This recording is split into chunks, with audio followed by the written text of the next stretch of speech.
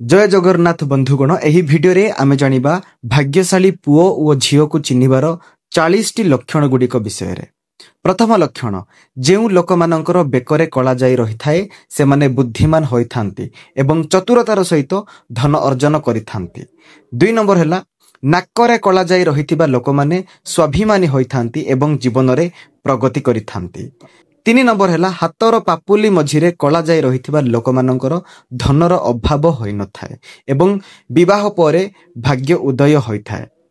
4 number हैला जेउ लोकमानंकर ओठरे कला जाई चिन्ह रहिथाए से माने मिष्ट भाषी होइथांती एवं भाषा द्वारा अन्य मानंकर मन किनिथांती। 5 नंबर हैला जेउ पुरुष लोकंक मथा चौड़ा होइथाए अथवा 4 आंगुलीरु अधिक होइथाए से माने भाग्यशाली पुरुष होइथांती। 6 नंबर हैला जेउ लोकमानंकर कानरे कला जाई चिन्ह रहिथाए से माने विचारशील लोक होइथांती एवं उत्तम परामर्शदाता होइथांती। 7 नंबर हैला जेउ पुरुष लोकंक मथारे कोनोसी दाग रहिथाए सेमानंकु जीवन रे जे कोनोसी सफलता प्राप्त करिबा पई बहुत संघर्ष करिबाकु पड़िथाए। 8 नंबर हैला जेउ पुरुष लोक माने कथा स्पष्ट भाबरे कहिथांती से माने शीघ्र सफलता एवं धन दौलतर अधिकारी होइथांती। 9 नंबर हैला पादर आंगुठीरे कला जाई चिन्ह रहितिबा लोक माने भ्रमण करिबाकु भल पाइथांती एवं अन्यर उपकार करिथांती। 10 नंबर हैला हातर आंगुठीरे कला जाई चिन्ह रहितिबा लोक माने कर्मवीर होइथांती एवं कार्य सफलता प्राप्त करिथांती। 11 नंबर हैला जेउ पुरुष माने कथा धीरे कहिथांती किंबा सेमानंक कथा ठीक भाबरे बुझी हुए नाही सेमानंकु जीवन रे सफलता सहजरे मिली न थाए। 12 नंबर हैला जेउ पुरुष लोक माने महिला मानंक सम्मान करिथांती सेमानंक उपरे शनिदेवंकर विशेष कृपा रहिथाए। 13 नंबर हैला जेउ पुरुष लोकंक स्मित हास्य मनमोहक होइथाए सेमानंक उपरे माता लक्ष्मींकर विशेष कृपा रहिथाए। 14 नंबर हैला जेउ पुरुष निजर प्रशंसा करंती नाही एवं जहार अहंकार नथाए सेमानंक उपरे सूर्य देवंकर आशीर्वाद रहिथाए। 15 नंबर हैला जेउ लोकंक पादर द्वितीय आंगुली बड़ होइथाए से माने भाग्यशाली एवं सहनशील व्यक्ति होइथांती। 16 नंबर हैला एकादशी दिन केबे भी आमिष भक्षण करिबा उचित नुहे एहा अमंगलकारी हेबा सहित अनर्थर कारण मध्य होइथाए। 17 नंबर हैला लोकमानंक सहित संगतरे खाइबा समय रे अन्य माने खाई न सारिबा पर्यंत उठिबा अनुचित एहा अशुभ एवं अमंगलकारी होइथाए अर्थात समस्ते एकाठी उठिबा आवश्यक। 18 नंबर हैला भोजन खाई सारिबा परे केबे भी थाली रे हाथ धोइबा उचित नुहे एहा अमंगलकारी होइथाए एवं अर्णर अपमान होइथाए। 19 नंबर हैला भोजन केबे भी खट उपरे बसी करी खाइबा उचित नुहे एहा द्वारा स्वास्थ्य खराब हेबार संभावना रहिथाए। 20 नंबर हैला भोजन करिबा समय रे पूर्व दिग को मुख करी भोजन करिबा उचित एहा द्वारा स्वास्थ्य भल रहिथाए एवं रोग व्याधि दूर होइथाए। 21 नंबर हैला दक्षिण दिग को मुख करी केबे भी भोजन करिबा उचित नुहे एहा अशुभ हेबा सहित आयु कम होइथाए। 22 नंबर हैला तकिया तले कोनोसी लुहार जिनिस जेपरि कि चाबी इत्यादि रखिबा द्वारा शुभ होइथाए एवं समस्या दूर होइथाए। 23 नंबर हैला तकिया तले कोनोसी धार्मिक वस्तु रखिबा द्वारा मंगलकारी होइथाए एवं समस्त प्रकारर भय दूर होइथाए। 24 नंबर हैला जेउ पुरुष लोकंक देहरु अधिक झाल बाहरी थाए किंबा अधिक बाल रहिथाए सेमानंक जीवन रे बहुत कठिन समस्यार सामना करिबाकू पड़िथाए। 25 नंबर हैला पुरुष लोक माने प्रत्येक दिन स्वच्छ रहिबा सहित चंदन लगाइबा उचित एहा द्वारा शुभ एवं मंगलकारी होइथाए।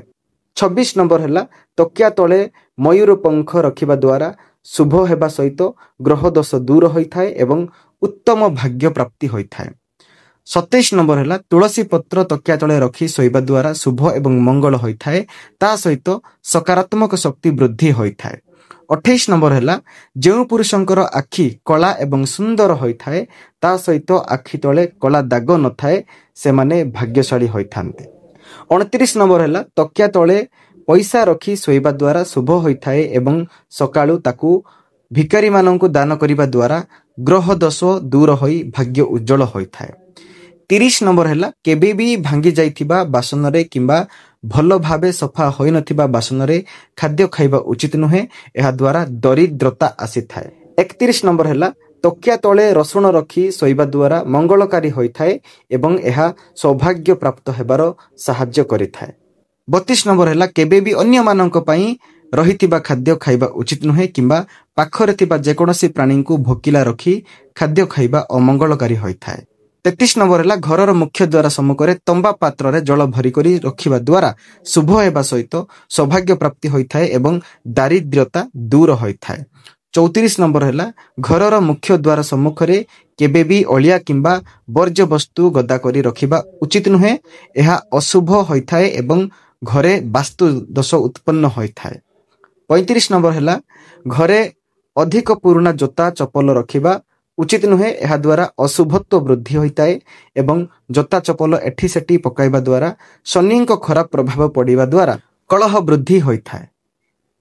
36 नंबर है केबे भी ऐठा बासन छाड़िबा किंबा भंगा बासन व्यवहार करिबा उचित नुहे एवं बासन एठी सेठी पकाइबा अनुचित, यह द्वारा चंद्र एवं शनि को खराब प्रभाव पड़िबा द्वारा अशुभ फल प्राप्त होइताए। 37 नंबर खाई सारिबा परे ऐठा थाली धरिकी बसिबा एक खराब अभ्यास होइताए एवं राति रे ऐठा बासन रखिबा अनुचित, यह द्वारा वास्तु दोष देखा देबा सहित कार्य रे सफलता पई संघर्ष करिबाकू पड़िथाए।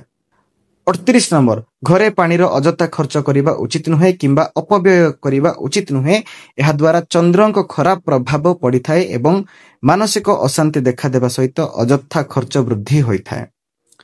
39 नंबर घरे कौनसी सुखिला गछ रखिबा उचित नुहे एवं घरे लागिथिबा गछरे नियमित पानी न देबा द्वारा अशुभ होइथाए, ता सहित घरे वास्तु दोष उत्पन्न होइथाए। 40 नंबर शोइबा खट उपरे बसी खाद्य खाइबा एक खराब अभ्यास होइथाए, यह द्वारा घरे सुख शांति भंग हेबा सहित करज भार वृद्धि होइथाए।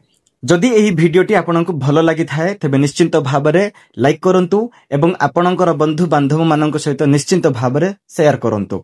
आ एही परि भाबरे दैनंदिन रो नीति नियम गुडी को विषय रे जानिबा पई हमर चैनल को निसंदेह सब्सक्राइब करंतु। तापरे विभिन्न पर्व पर्वाणी रो शास्त्रीय नीति नियम एवं पूजा विधि गुडी को विषय रे जानिबा पई हमर चैनल को निश्चिंत भाबरे सब्सक्राइब करंतु। धन्यवाद।